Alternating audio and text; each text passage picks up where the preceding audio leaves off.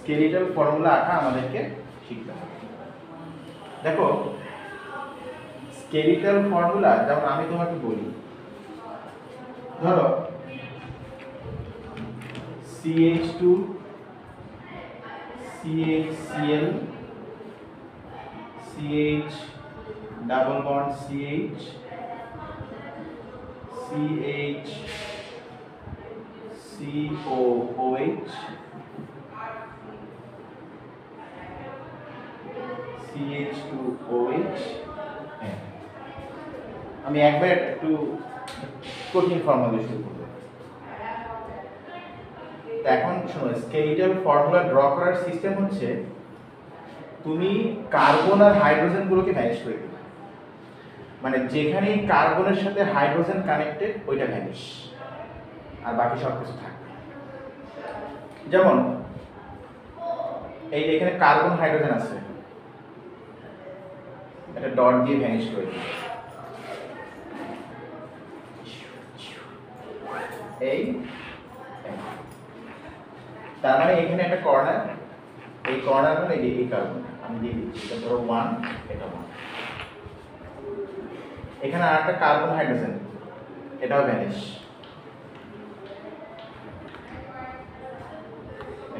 প্রত্যেকটা বেন্ডিং বা কর্নার, প্রত্যেকটা বেন্ডিং মানে হচ্ছে বা কর্নার মানে হচ্ছে একটা করে কার্বন হাইড্রোজেন। ঠিক আছে কিনা? তাহলে প্রতিটা কর্নার মানে হচ্ছে কার্বন হাইড্রোজেন।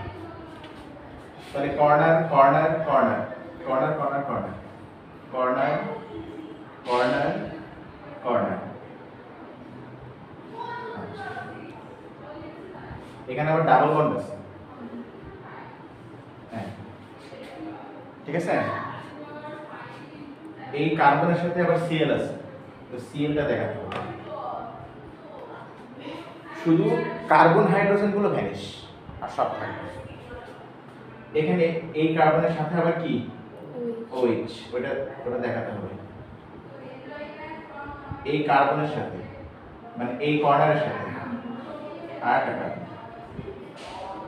এর সাথে আবার OOH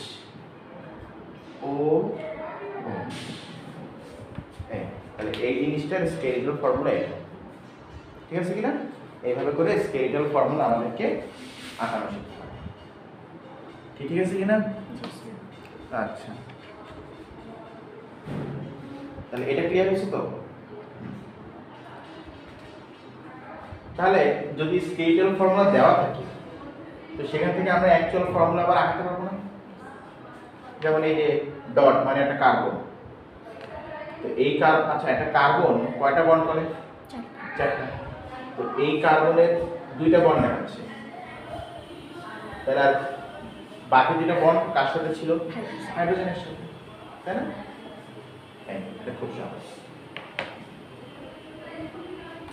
এখান থেকে একটা হোম টাস্ক থাকবে, এটা হচ্ছে এই একটা মলিকিউল মনে করো,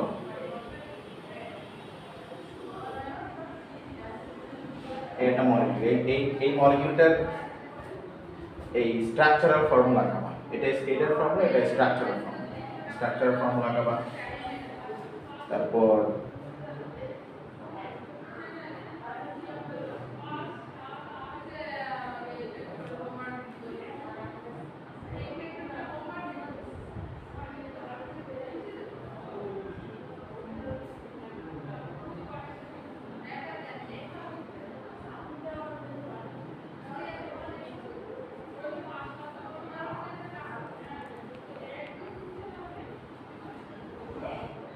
এটার স্ট্রাকচারাল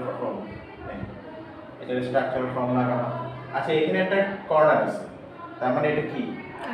কার্বন বন্ড দেখাচ্ছে একটা, তাহলে বাকি 3টা বন্ড হাইড্রোজেন। এই দুটোর স্ট্রাকচারাল ফর্মুলা আঁকা। ঠিক আছে? এই হলো হচ্ছে ড্রয়িং স্কেলিটাল ফর্মুলা। ঠিক আছে কিনা? ঠিক আছে, তো এখান থেকে আমরা দেখব how to find empirical form. শোনো আমি বলি, এম্পিরিক্যাল ফর্মুলাটা বের করার আগে আমাদেরকে হচ্ছে আগে কাউন্ট করতে হবে ওর মলিকিউলার ফর্মুলা। তুমি বলতে পারো স্যার মলিকিউলার ফর্মুলা কাউন্ট করতে হবে, ফর্মুলা তো আঁকতে হয়, ফর্মুলা আবার কাউন্ট করে কিভাবে? ওরে না, মলিকিউলার ফর্মুলা কাউন্ট করেই লিখি। তাহলে মলিকিউলার ফর্মুলা হচ্ছে জাস্ট একটা মলিকিউলের মধ্যে কতগুলো অ্যাটম আছে ওইটার কাউন্টিং। যেমন তুমি এটার কথা বলো, আমি যদি বলি যে তুমি এটার মলিকিউলার ফর্মুলা লেখো, এটা না, আমি অন্য একটা মলিকিউল দিই।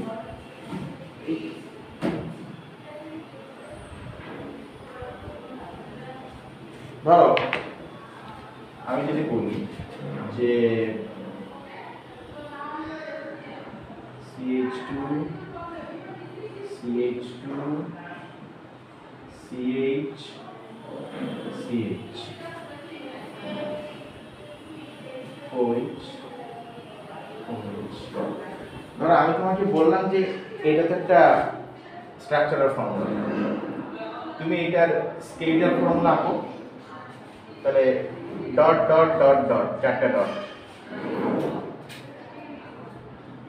ডট ডট ডট ডট, চারটা ডট, এখানে একটা OH, এরপরে একটা OH।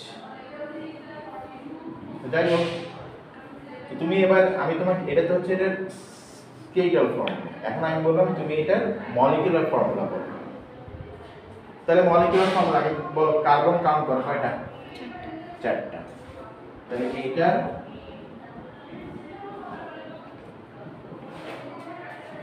মলিকিউলার ফর্মুলা হচ্ছে কার্বন 4, হাইড্রোজেন কয়টা? 8, তাই না? অক্সিজেন কয়টা? 2। এটার মলিকিউলার ফর্মুলা এটা। তাহলে এম্পিরিক্যাল, শোনো, এম্পিরিক্যাল ফর্মুলা হচ্ছে মলিকিউলার ফর্মুলাকে কেটে ছোট করে ফেলা, সিম্পল রেশিও করে ফেলা, হোল নাম্বার রেশিও। তো 4, 8, 2 এই সবগুলোকে আমরা কত দিয়ে ডিভাইড করতে পারি? 2 দিয়ে ডিভাইড করতে পারি। তাহলে এম্পিরিক্যাল ফর্মুলা আমি শর্টে লিখলাম C2H4O। আর ছোট করা যাবে? আর ছোট করা যাবে, কিন্তু ডেসিমাল নাম্বার চলে আসবে, এজন্য আমরা এটাই হলো হোল নাম্বার। ঠিক আছে কিনা? তাহলে এম্পিরিক্যাল ফর্মুলা মানে হচ্ছে simplest whole number formula, simplest, সব থেকে সিম্পল যে হোল নাম্বার ফর্মুলা হতে পারে সেটা।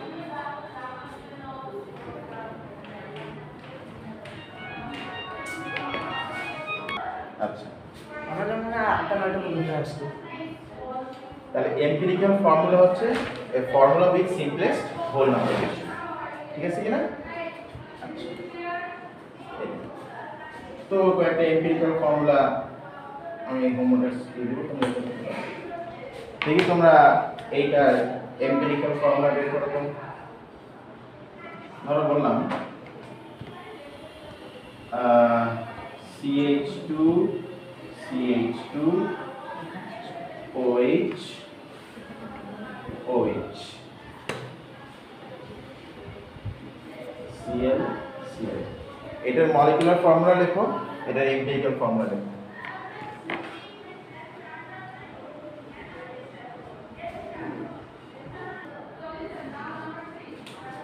তো আমরা একটা জিনিস দেখলাম যে কার্বনের সাথে কার্বনের ডাবল বন্ড হতে পারে।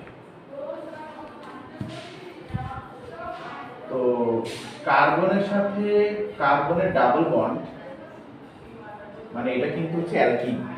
এটা কি? অ্যালকিন। আচ্ছা ঠিক আছে,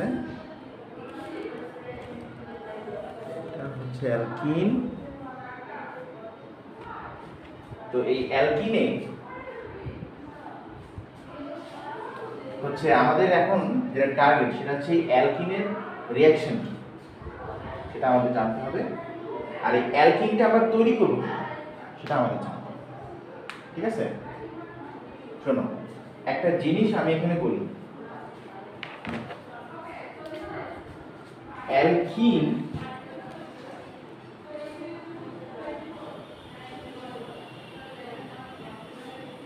অ্যালকিন তৈরি করার ওয়েটা কি?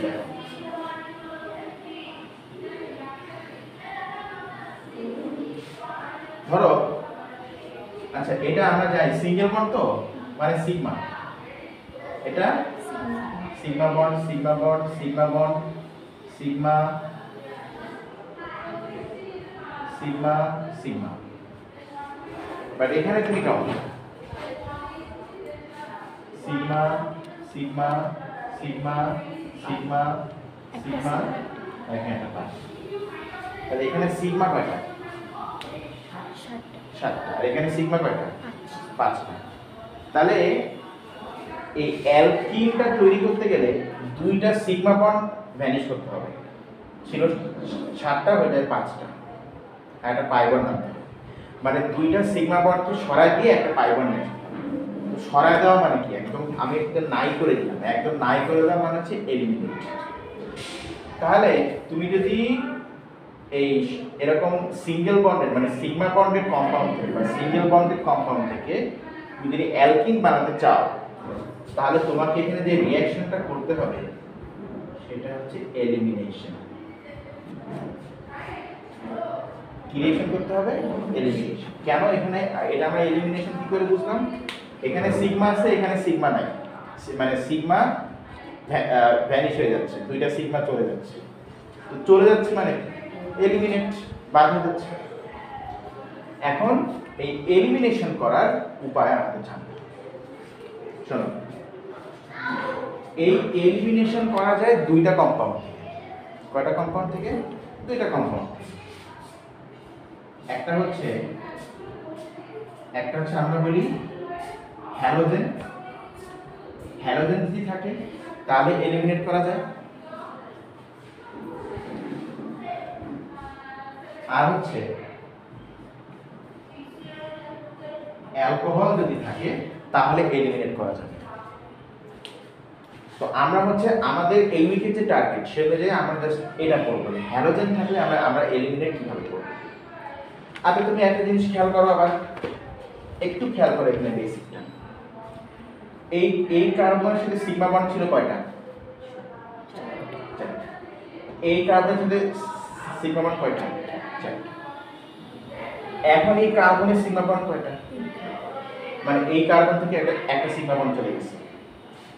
এই কার্বনের সিগমা বন্ড কয়টা? মানে এই কার্বন থেকেও একটা সিগমা বন্ড চলে গেছে। তাহলে আমরা এলিমিনেশন করার সময় যেটা বুঝলাম, প্রত্যেকটা কার্বন থেকে একটা করে সিগমা বন্ড নাই হয়ে যাবে, তাই না? যেমন এইটা এই যে, আর এইটা এই যে, এই সিগমা বন্ডটা নাই হয়ে গেছে ধরো, মনে করো। আর এখান থেকেও একটা সিগমা বন্ড নাই হয়ে গেছে। তো ঠিক এখানেও তাই হবে। দেখো আমি যদি এখান থেকে এলিমিনেশন করি, দেখো জিনিসগুলো কিন্তু সহজ, কিন্তু মুখস্থ করলে কঠিন হয়ে যাবে, এটা বুঝে পড়তে হবে। যেমন তাহলে আমি যদি এখান থেকে এলিমিনেশন করি, তাই নিশ্চয়ই পাশাপাশি দুইটা কার্বন থেকে দুইটা সিগমা চলে যাবে, তাই না? তো অবভিয়াসলি তাহলে এখান থেকে একটা হ্যালোজেন চলে যাবে, আর এর পাশ থেকে হাইড্রোজেন রিলেটেড আর একটা সিগমা বন্ড চলে যাবে। ঠিক আছে কিনা? তাহলে এটা চলে গেল, এটা আছে, এটা আছে, আর এই যে এখানে ডাবল বন্ড হবে। ঠিক আছে কিনা? দুইটা সিগমা চলে গিয়ে একটা পাই বন্ড হয়ে গেছে। আর এটা কিন্তু অলওয়েজ, যে ধরো মানে হ্যাঁ আমি লিখে যাচ্ছি, তাহলে এইচ আর সিএল চলে গেল। এখন তাহলে এইচ আর সিএল কে যে অ্যাকসেপ্ট করবে, কাউকে তো লাগবে, কাউকে থাকতে হবে, তাই না? কি হবে? তো ওই এইচ আর সিএলটাকে অ্যাকসেপ্ট করার জন্য আমরা দিচ্ছি sodium hydroxide or potassium hydroxide in the presence of ethanol, মানে dissolved in ethanol। এইটুকু এখানে মেমোরাইজ করতে হবে যে হ্যালোজেন অ্যালকেন থেকে এলিমিনেশনটা হবে কখন? যদি আমরা কি সোডিয়াম হাইড্রোক্সাইড দেই বা কি পটাশিয়াম হাইড্রোক্সাইড দিয়ে ডিসলভড ইন ইথানল। এটা একটা ফিক্স কিন্তু, ইথানল ছাড়া অন্য কিছুর মধ্যে ডিসলভ করলে আবার ঝামেলা হবে। তো এখানে তাহলে কি কি প্রোডাক্ট হতে পারে? এই দেখো এই যে এইচ, শোনো আমি তোমাকে একটা থিং শিখাই দিই। এইচ যেখান থেকে রিমুভ হবে তোমাকে চেষ্টা করতে হবে সেটাকে H2O বানাতে। তো এই যে এখান থেকে এইচ রিমুভ হচ্ছে না, আর এই যে এখানে আছে OH, এই এইচটাকে H2O বানানোর জন্য আমরা এখানে OH সাপ্লাই দিচ্ছি। তো এইখানে এইচ আর এই OH মিলায় বল কি হয়ে যাবে, H2O হয়ে যাবে। তাহলে Na আর Cl মিলে সোডিয়াম ক্লোরাইড, অর H2O আর কি পটাশিয়াম। এই বুঝছি। অ্যালকোহল থেকেও কিন্তু এলিমিনেশন করা যায়। এই যে এই কার্বন থেকে OH আর এই কার্বন থেকে H। আচ্ছা এখানে কিন্তু একটা সুবিধা হয়ে গেল, এখানে অলরেডি OH রিমুভ হচ্ছে আর এখান থেকে H চলে যাবে। OH আর H মিলে অটোমেটিক H2 হয়ে যাবে, এক্সট্রা কোনো কিছু লাগবে। কিন্তু এখানে তো এই H কে তো H2 বানাবে এরকম কিছু নাই, এই জন্য OH দেওয়া লাগছে। বুঝছো? এই হচ্ছে elimination reaction to make alkyne.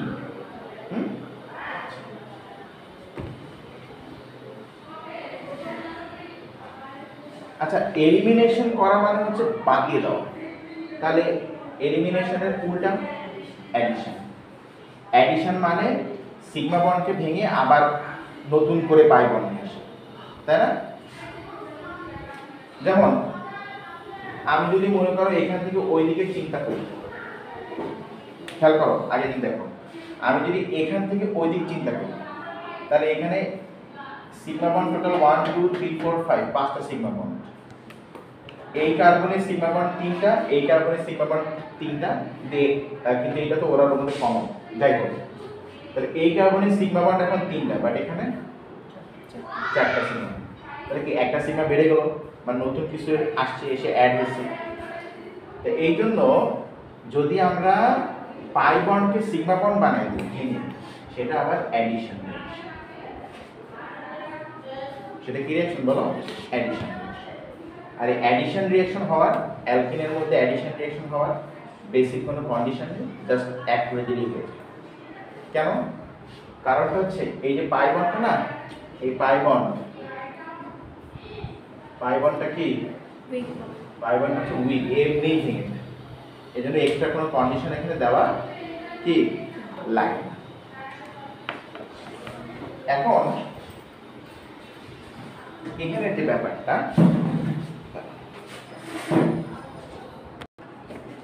এই যে অ্যালকোহলের থেকে আমরা যদি এলিমিনেশন করি তাহলে তো আমরা অ্যালকিন পাবো।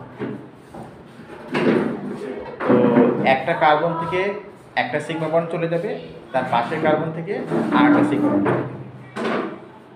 তো একটা কার্বনের মধ্যে OH থাকবে আর তার পাশের কার্বনে অবশ্যই H থাকবে, নাহলে H2 হবে না। এই অ্যালকোহল থেকে এলিমিনেশন হয়ে যাওয়া, এইটাকে আমরা আবার বলি ডিহাইড্রেশন। অ্যালকোহল থেকে এলিমিনেট হয়ে যাওয়াকে আমরা কি বলি বলো? Dehydration reaction. যা হোক, আচ্ছা এলিমিনেশনের অপোজিট রিঅ্যাকশনটা কি? Addition reaction. ঠিক আছে। আচ্ছা এখন এই অ্যাডিশন রিঅ্যাকশনটা যে হচ্ছে, এই অ্যাডিশন রিঅ্যাকশন হওয়ার একটা কন্ডিশন আছে, ওইটাকে আমরা বলছি মার্কভ-নিকভ রুল।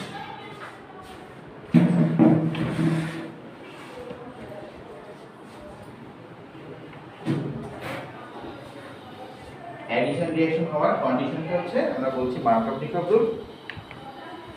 তো মার্কভ-নিকভ রুলের থিমটা হচ্ছে খুব সিম্পল, আমি বলি যে কার্বনে, আচ্ছা আমি তোমাকে একটা কথা বলি, ধরো একটা বিষয় এরকম, ধরো দীঘা মেঘা কোথাও গেছে, তো সেই এরিয়াতে বাঙালি থাকে আর থাকে চাইনিজ। এখন একটা জায়গাতে কিছু মানুষ দেখা যাচ্ছে, ওখানে সবাই চাইনিজ, বাঙালি একদমই কম। ধরো 30 জন চাইনিজ, 2-1 জন বাঙালি দেখা যাচ্ছে, মানে মোটামুটি তো চাইনিজ আর বাঙালি মানে চেহারা দেখে তো বোঝা যাবে। আরেকটা জায়গাতে অনেক বাঙালি, চাইনিজ পিপল দিয়ে। তুমি অ্যাকচুয়ালি কোন দিকে যাবো ওখানে? চাইনিজ। তুমি তো ওদের কথাই বুঝতে পারো। যেদিকে বাঙালি বেশি ওদিকে আমরা যাবো, কারণ ওদের সাথে আমরা অ্যাটলিস্ট কমিউনিকেশন করতে পারবো, তাই না? এটাই হচ্ছে মার্কআপ রিকভারি, যেখানে লোক বেশি ওই একই ধাঁচের লোক ওখানেই যাবে। যেমন ধরো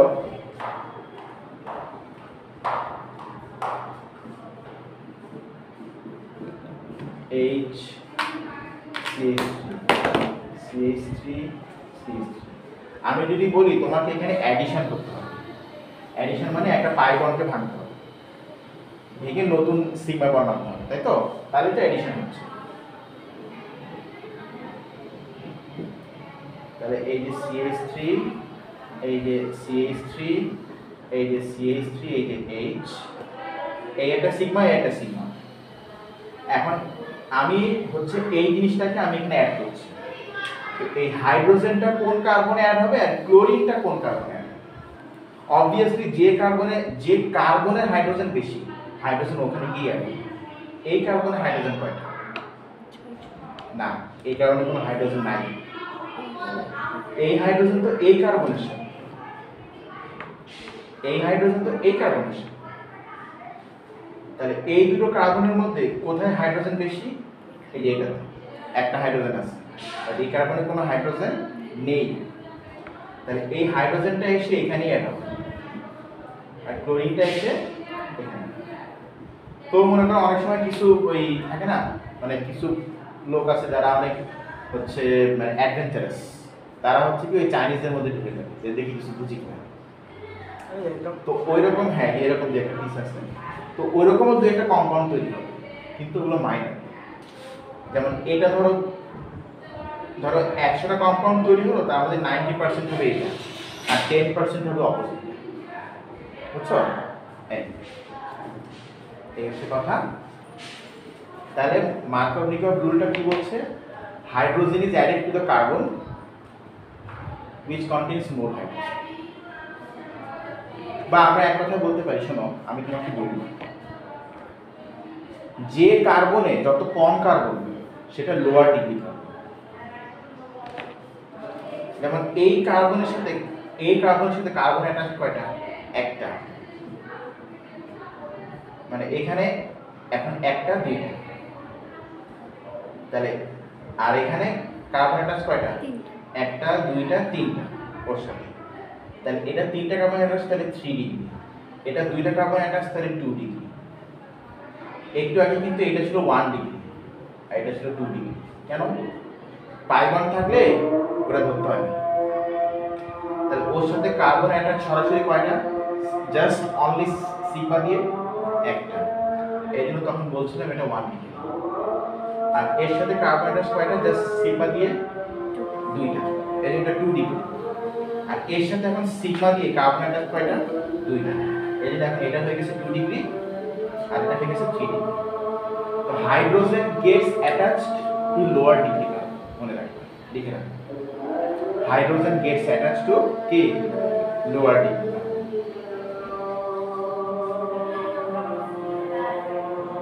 ঠিক আছে কি না? আচ্ছা 10 মিনিট। আচ্ছা, অ্যালকিন মানে কার্বন কার্বন ডাবল বন্ড, এইটাকে আমরা আইডেন্টিফাই করার জন্য ব্রোমিন টেস্ট ইউজ করি। মানে ধরো আমি কোথাও ব্রোমিন দিলাম, ব্রোমিনের কালার তো ব্রাউন, তো আমি ব্রোমিন দিলাম, ওখানে যদি অ্যালকিন থাকে তো ব্রোমিনটা কিন্তু অ্যাড হয়ে যাবে। ব্রোমিনটা অ্যাড হয়ে গেলে ব্রোমিনের যে ব্রাউন কালারটা ওইটা আর থাকবে না। ঠিক আছে? মানে যে যেরকম সে তো মানে ওরকমই তার এক্সপ্রেশনটা হবে। অ্যালকিন হচ্ছে পরিষ্কার আর ব্রোমিন হচ্ছে ব্রাউন। তো ব্রোমিন যখন অ্যালকিনের সাথে অ্যাড হয়ে গেল তখন ও পরিষ্কার হয়ে গেল, পুরো কালারলেস হয়ে গেল, তাই না? আমার ফ্রেন্ড যখন বাংলাদেশে থাকতো তখন ও হচ্ছে আমার সাথে ক্লাস 4 পর্যন্ত পড়ছে, ও ছিল একদম কমপ্লিট নিগা। মানে তোমরা যদি দেখে থাকো যে তোমরা ব্ল্যাক পিপল দেখেছো, আমি বলবো তোমরা ব্ল্যাক পিপল কিছু দেখো, আমি দেখছি ব্ল্যাক পিপল। কিন্তু ও ক্লাস 5-6-এ উঠে ও ইউএস চলে গেল। ঠিক আছে? এখন ওকে দেখলে মনে হয় যে পূর্ণিমার চাঁদ দেখতেছি। এত ধপ্তরে ফর্সা হয়ে গেছে। তো ওইটাই, আগে ছিল ব্রোমিন, এখন অ্যালকিনের সাথে অ্যাড হয়ে গেছে। ওইটাই, তাহলে অ্যালকিনের সাথে ব্রোমিন অ্যাড হলে সেখানে কি হয়? হ্যাঁ, কালারলেস হয়। আবার যদি কোথাও বলে যে হ্যাঁ, ধরো তোমাকে যদি উল্টো কোশ্চেন করে যে আমি এখানে ব্রোমিন দিয়েছিলাম, ব্রোমিনটা কালারলেস হয়ে গেছে, ঠিক আছে কি না? তাহলে তোমাকে বুঝতে হবে যে এখানে অ্যালকিন ছিল, কার্বন কার্বন ডাবল বন্ড ছিল, কি ঠিক আছে কি না? আচ্ছা, এখনই কার্বন কার্বন ডাবল বন্ড বা সিঙ্গেল বন্ড থাকলে একটা স্পেসিফিক জিনিস এখানে আমাদের অকিউপাইড হয়, একটা স্পেসিফিক ঘটনা সেখানে ঘটে, মানে সিগমা বন্ড বা মানে যে কোনো অর্গ্যানিক কম্পাউন্ডে একটা ঘটনা ঘটে, যার যেটা হচ্ছে মিনস সেখানে যে মলিকুলার ফর্মুলা সেম হলো, স্ট্রাকচার বা অ্যারেঞ্জমেন্ট ডিফারেন্ট হতে পারে। মানে মলিকুলার ফর্মুলা সেম, ধরো C4H10O মলিকুলার ফর্মুলা এটা, কিন্তু এই C4H10O এর অনেকগুলো স্ট্রাকচার হতে পারে, ডিফারেন্ট ফর্ম হতে পারে, ঠিক আছে কিনা? ব্রোমিনের ব্যাপারটা একটু লিখি। যেমন আমি তোমাকে বলি, শোনো, সেখানে ডিফারেন্ট কম্পাউন্ডে স্ট্রাকচারাল আইসোমার ফর্ম হতে পারে। স্ট্রাকচারাল আইসোমার হচ্ছে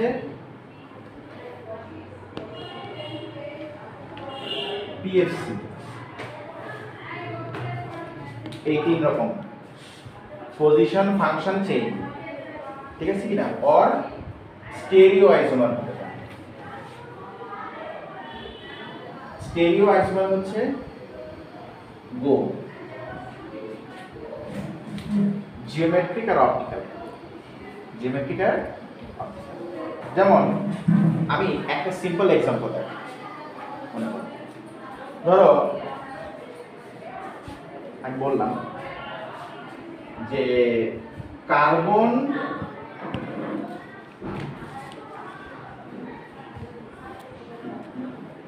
HCl H CH OH CH, এই একটা মলিকিউল মনে করো। এখন আমি আগে তোমাকে এইটার স্টেরিও আইসোমারটা এঁকে দেব। তো এইটার দেখো, আগে আমরা জি মানে জিওমেট্রিক আইসোমার এঁকে দেব। জিওমেট্রিক আইসোমার দুই রকম, কয় রকম? দুই। একটাকে আমরা বলি সিস আর ট্রান্স। সিস হচ্ছে পোলার আর ট্রান্স হচ্ছে নন পোলার। পোলার মানে সব এক সাইডে আছে, তাই না? যেমন ধরো আমরা বাঙালিরা একদম মাঝখানে, না নর্থ পোলে না সাউথ পোলে, কোথাও নাই স্পেসিফিক, তাই না? তাই আমরা হচ্ছে নন পোলার, কিন্তু ইউএস যারা আছে ওরা কিন্তু পোলার, ওরা নর্থ পোলে আছে, ঠিক আছে কিনা? আবার মনে করে আফ্রিকাতে যারা আছে ওরা কিন্তু আবার পোলার, সাউথ পোলের দিকে আছে।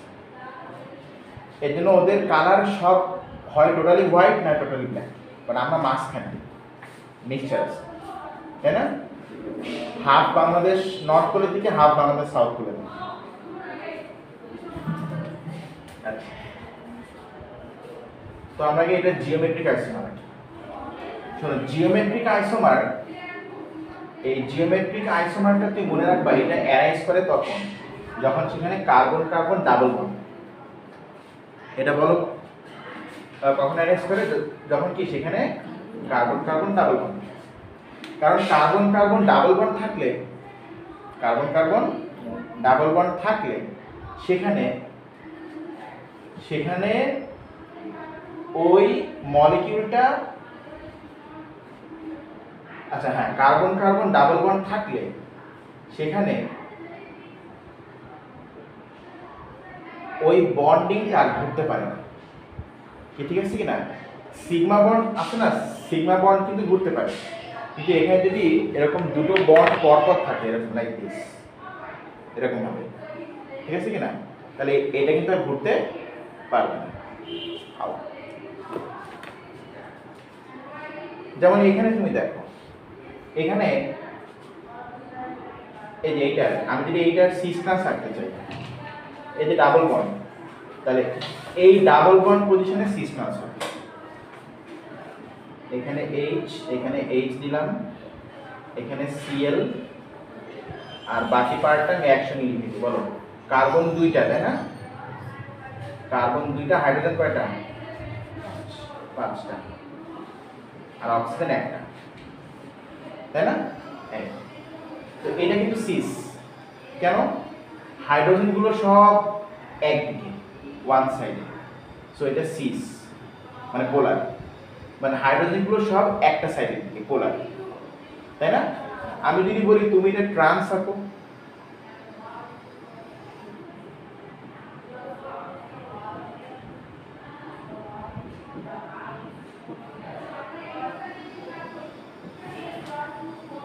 এখানে দেখো তো হাইড্রোজেন গুলো কি সেম দিকে না অপোজিট দিকে? অপোজিট দিকে। তাহলে এই পোলেও হাইড্রোজেন আছে, ওই পোলেও হাইড্রোজেন আছে, তাহলে তো পোলার না অ্যাকচুয়ালি, তো নন পোলার, ওখানে পোলের ঠিক নাই, নর্থ পোলেও আছে, সাউথ পোলেও আছে, তার মানে কোনো পোলেই নাই অ্যাকচুয়ালি, নন পোলার। ঠিক আছে কি না? ঠিক আছে কি না? তাহলে এটা হচ্ছে ট্রান্স, এটা কি? এটা কি? সিস। সিস মানে সব সেম পোলের দিকে, আর ট্রান্স মানে অপোজিট, অপোজিট পোলের দিকে থাকবে। এই হচ্ছে জিওমেট্রি। তাহলে জিওমেট্রিক আইসোমার কখন হয়? যখন carbon to carbon double bond. আর তাহলে হচ্ছে অপটিক্যাল আইসোমার কখন? অপটিক্যাল আইসোমার তুমি মনে রাখবা তখনই হবে যখন একটা কার্বনের সাথে চারটা different type of sigma bond attach থাকে, বা একটা কার্বন অ্যাটম যখন নন পোলার মানে যখন নন সিমেট্রিক হবে, তখন একটা কার্বন অ্যাটম যখন কি নন সিমেট্রিক হবে। আচ্ছা, নন সিমেট্রিক মানে কি? আগে আমরা বলি অপটিক্যাল আইসোমার মানেটা কি? শোনো, অপটিক্যাল আইসোমার মানে হচ্ছে ওইখানে এমন দুইটা মলিকিউল থাকবে যারা দেখতে একটা আরেকটার মিরর ইমেজ। যেমন আমরা যদি এরকম কোনো ধরো যে মেঘাকে পাই, আচ্ছা ধরো আমি বললাম যে মেঘা বাম হাত দিয়ে খুব দ্রুত লিখতে পারে, ডান হাত দিয়ে কত ভালো লিখতে পারে না, ধরো এরকম একটা মেঘা আমি কোথাও লিখেছি, তাহলে এই যে এইখানে যে মেঘা আছে সে হচ্ছে ওর অপটিক্যাল আইসোমার, কারণ এই মেঘা ডান হাত দিয়ে খুব ভালো লিখতে পারে, বাম হাত দিয়ে একদম স্লো, তাই না? এইটাই তো অপটিক্যাল আইসোমার হচ্ছে এরকম দুইটা মলিকিউল যারা একটা আরেকটার মিরর ইমেজ, দেখতে হবে কিরকম বলো? Mirror image. তাহলে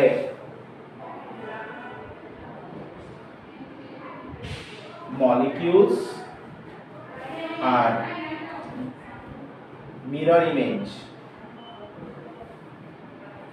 একটা আরেকটা মিরর ইমেজ হবে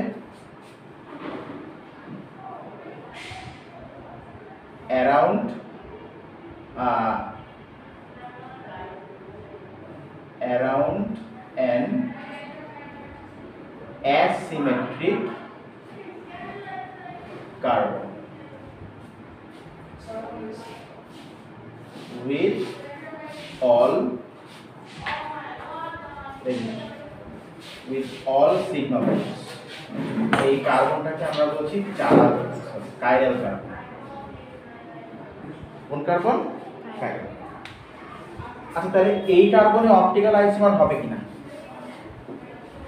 না। কেন হবে না? এই কন্ডিশনটা হচ্ছে না, এখানে তো পাই বন্ড আছে, হবে না। এই কার্বনে হবে কিনা? হবে না। কেন? পাই বন্ড আছে। এই কার্বনে হতে পারে কিনা? হতে পারে। ঠিক আছে কিনা? তাহলে এবার আমরা এই কার্বনটাকে ফোকাস করে আঁকি মলিকিউলে, ঠিক আছে কিনা? কার্বন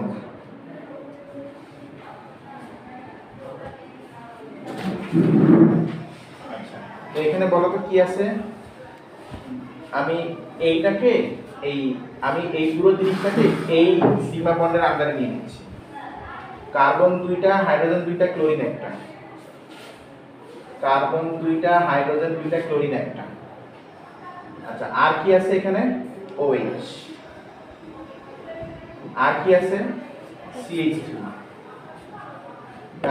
আর একটা বন্ড OH। দেখো তো এই কার্বনে হ্যালো হয় এই তো এই কার্বনে কোনোভাবে সিমেট্রি করা যায় কিনা, মানে কোনোভাবে ভাগ ভাগ করে কোনো দিক দিয়ে সাইডে ইকুয়াল করা যায় কিনা। এইভাবে করে ঢেকে দিলে ওই সাইড কি সেম না? আচ্ছা, কেমন আছে?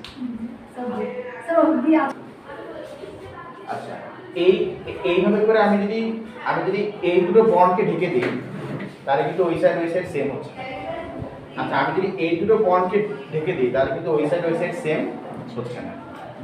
তাহলে এটা কোনো দিক দিয়ে সিমেট্রিক হচ্ছে না, তাহলে এটা অ্যাসিমেট্রিক কার্বন। তাহলে এটাই কাইরাল সেন্টার। অ্যাসিমেট্রিক কার্বন মানে কি? Chiral centre. তাহলে এখানে কিন্তু মিরর ইমেজটা হবে। যেমন এইটার অপটিক্যাল আইসোমার দেখতে কেমন হবে?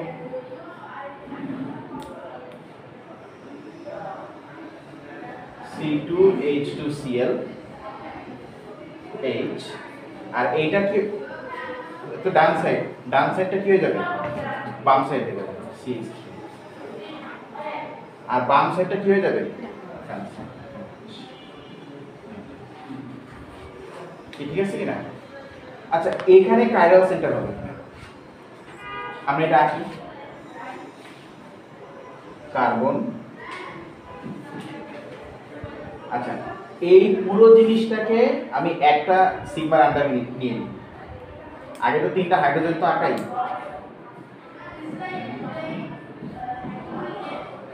আচ্ছা, নেওয়ারও দরকার নাই, তুমি দেখো এখানে কিন্তু সিমেট্রি হয়ে গেছে। এই দেখো, আমি যদি এই বন্ড ঢেকে দেই তাহলে কিন্তু সিমেট্রি হচ্ছে না, ওরা সেম জিনিস না। কিন্তু আমি যদি এই বন্ড ঢেকে দিই তাহলে এইদিকে ঠিক সেম সিমেট্রি হয়ে গেছে। তাহলে এটা কাইরাল কার্বন হবে না, তাহলে ওখানে অপটিক্যাল আইসোমার এই কার্বনে হবে না, এই কার্বন। কি ঠিক আছে কিনা? এই হচ্ছে অপটিক্যাল আইসোমার ব্যাপারটা। তাহলে অপটিক্যাল আইসোমার হওয়ার কন্ডিশনটা হচ্ছে সেখানে এমন একটা কার্বন থাকবে যেটা সব দিক দিয়ে নন সিমেট্রিক, আর সেখানে 4টা ডিফারেন্ট সিগমা বন্ড থাকবে, আর সেই কার্বনটাকে আমরা বলছি কাইরাল কার্বন। আর কি কার্বন? Chiral carbon. এখন আমি যদি তোমাকে এখানে বলি যে তুমি এটার স্ট্রাকচারাল আইসোমার রাখো, এখন এটার স্ট্রাকচারাল আইসোমার কিন্তু অনেকগুলো হতে পারে, অনেকগুলো কিন্তু স্ট্রাকচারাল আইসোমার এখানে হতে পারে। তো তুমি স্ট্রাকচারাল আইসোমার ক্রিয়েট করার জন্য তুমি 3 রকম ব্যবস্থা নিতে পারো। PFC, P মানে পজিশন, F মানে ফাংশনাল গ্রুপ, আর C মানে চেইন, কার্বন চেইন। যেমন আমি যদি এটাকে স্ট্রেট লাইনে আঁকাই দেখো, তাহলে C C C C, এখানে ডাবল বন্ড, এখানে H, এখানে H, এখানে একটা H, এই কার্বনের সাথেও একটা H আর একটা OH, আর এর সাথে CH3, কি তাই না?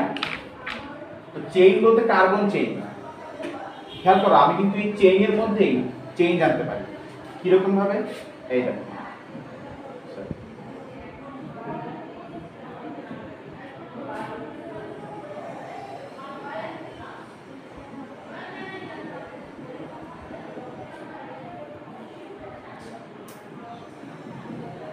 দেখো তো এখানে ডাবল বন্ড ছিল শেষ মাথায়, আর এখানে ডাবল বন্ড আমি দিয়েছি মাঝখানে। বাট দেখো যে মলিকিউলার ফর্মুলা কিন্তু চেঞ্জ হয়নি। C4H কত? 2 3 4 5 6 7 8, C4H8O। এটার মলিকিউলার ফর্মুলা বলো। C4 H8O। Molecular formula change হয়, কিন্তু আমি কিন্তু এই চেইনের মধ্যে ডিফারেন্স করে দিচ্ছি, তাই না? চেইনটা কিন্তু চেঞ্জ হয়ে গেছে। আবার আমি এরকম ভাবে চেঞ্জ করতে পারতাম, মনে করো সি সি সি, এখান থেকে একটা সি, এখানে ছিল চারটাই স্ট্রেট লাইন, আমি একটা এখানে ব্রাঞ্চ করে দিই, ডাবল বন্ড এখানে ছিল, এখানেই থাকলো, এইচ এইচ, এর সাথে ও, এর সাথে ও এইচ ছিল, তাহলে এখানে এটা ও এইচ দিলাম না, এখানে এটা সি দিলাম, আর এখানে মনে করো এইচ এইচ, মনে করো ও এইচ এখানে দিলাম, আর এখানে দিলাম এইচ এইচ। এটাও দেখো, এটাও কিন্তু C4 H8O, C4 H8O, but এখানে চেইন আইসোমার হয়ে গেছে, মানে চেইনের স্ট্রাকচারটা চেঞ্জ হয়ে গেছে, এটা চেইন আইসোমার।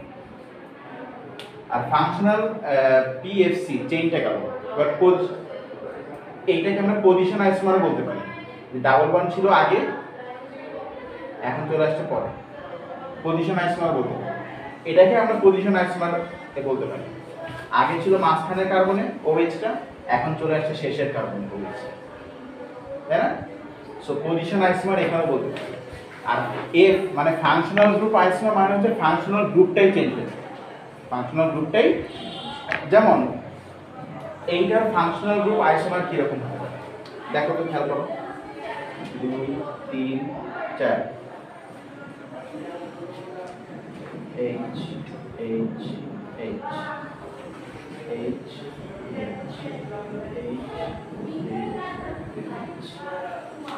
দেখো তো এটা C4 H8O হয়েছে কিনা? হয়েছে না? বাট এদের সাথে ওর ডিফারেন্স কি? এখানে আছে কার্বন কার্বন ডাবল বন্ড, আর আছে OH hydroxide group, alcohol group. এখানে কার্বন কার্বন ডাবল বন্ড নেই, অ্যালকিন নেই, OH মানে অ্যালকোহল গ্রুপও নেই, আছে কার্বন আইন। তাহলে কি ফাংশনাল গ্রুপটাই চেঞ্জ হয়ে গেছে না? ছিল অ্যালকোহল হয়ে গেছে কার্বন আইন, ছিল অ্যালকিন এখন নাই অ্যালকিন, ফাংশনাল গ্রুপটাই চেঞ্জ হয়ে গেছে না? এটাকে আমরা বলবো ফাংশনাল গ্রুপ আইসোমার। আইসোমার মানে variation, variation of functional group, এর সাথে আচ্ছা এর সাথে এর মানে কিসের ভ্যারিয়েশন? চেইনের ভ্যারিয়েশন, আবার OH এর মানে পজিশনাল ভ্যারিয়েশন। তাহলে এর সাথে ওর ভ্যারিয়েশন হচ্ছে ফাংশনাল গ্রুপের, না ফাংশনাল গ্রুপের না, পজিশনের আর চেইনের। তাহলে এর সাথে ওর হচ্ছে আমরা বলবো যে variation in chain and variation in position, বা chain isomer and position isomer. বুঝছো? কাজ করে ছবি তোলো পরে কিনা। তাহলে এই ব্যাপারটা কি ক্লিয়ার হয়েছে?